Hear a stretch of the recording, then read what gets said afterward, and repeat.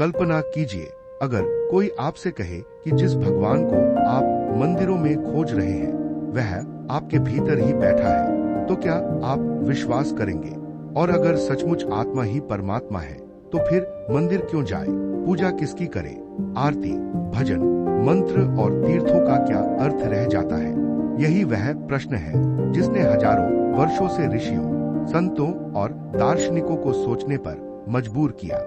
आज के इस वीडियो में हम अद्वैत वेदांत के उस रहस्य को समझेंगे जिसने करोड़ों लोगों की सोच बदल दी। लेकिन सावधान, वीडियो के अंत तक शायद आपकी भगवान को देखने की दृष्टि हमेशा के लिए बदल जाए। सबसे बड़ा भ्रम, बचपन से हमें सिखाया जाता है भगवान ऊपर आसमान में रहते हैं, हम यहाँ पृथ्वी पर हैं, हम उनसे अलग हैं, इसीलिए हम उन्हें पाने के लिए मंदिर जाते हैं, हाथ जोड़ते हैं, प्रार्थना करते हैं। लेकिन आदि शंकराचार्य ने कहा, तुम भगवान से अलग नहीं हो। उन्होंने कहा, अहं ब्रह्मास्मि, अर्थात मैं ही ब्रह्म हूँ। पहली बार सुनने पर यह बात अहंकार जैसी लगती है, लेकिन वास्तव में यह अहंकार का अंत है।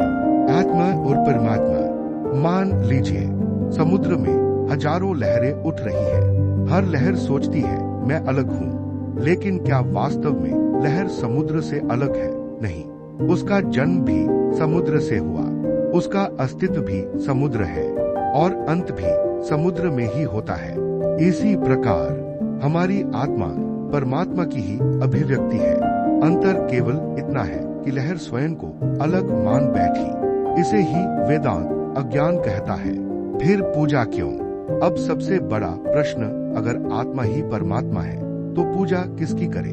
यही अधिकांश लोग भ्रमित हो जाते हैं। अद्वैत वेदांत पूजा का विरोध नहीं करता, बल्कि कहता है जब तक सत्य का अनुभव नहीं हुआ तब तक पूजा आवश्यक है। क्यों? क्योंकि पूजा मन को शांत करती है, अहंकार को झुकाती है, चित्त को शुद्ध करती है। जिस मन में क्रोध, ईर्ष्या, लोभ और अहंकार भरा हो वह आत्मा का अनुभव नहीं कर सकता। इसलिए पूजा अंतिम लक्ष्य नहीं है, वह लक्ष्य तक पहुंचने का साधन है। मंदिर का रहस्य। कल्पना कीजिए, एक बच्चा चलना सीख रहा है, उसे सहारे की आवश्यकता होती है, लेकिन जब वह चलना सीख जाता है तो सहारा छोड़ देता है। ठीक वैसे ही मूर्ति, मंत्र, मंदिर और पूजा मनुष्य के लिए आध्यात्मिक सहारा है। वे हमें भीतर की यात्रा के लिए तैयार करते हैं। सबसे सुंदर उदाहरण, सूर्य आकाश में एक है, लेकिन हजारों तालाबों में उसकी परछाई दिखाई देती है। क्या हजारों सूर्य है? नहीं, सूर्य एक है, परछाइयां अनेक हैं। इसी प्रकार परमात्मा एक है, हम सब उसकी झलक है। जब पानी शांत होता है तो सूर्य साफ दिखाई देता है, जब मन शांत होता है तो परमात्मा का अनुभव होता है। वास्तविक पूजा।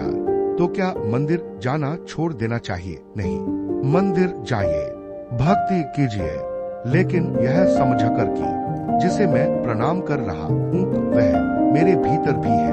तब पूजा केवल एक क्रिया नहीं रहती, वह अनुभव बन जाती है। तब हर व्यक्ति, हर जीव, हर पेड़, हर कण ईश्वर का रूप दिखाई देने लगता है। यही अद्वैत है। तो आज हमने जाना, आत्मा और परमात्मा वास्तव में अलग नहीं है, अलग है केवल हमारी दृष्टि। जब तक अज्ञान है, पूजा साधन है।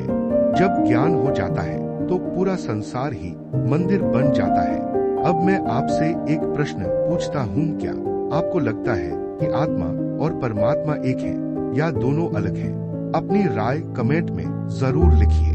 अगर आपको दर्शन, वेदांत और जीवन के गहरे रहस्य पसंद हैं, तो दर्शन शास्त्र गुरु चैनल को सब्सक्राइब करना न भूलें। अगले वीडियो में हम जानेंगे क्या माया वास्तव में है या यह केवल मन का भ्रम है। धन्यवाद।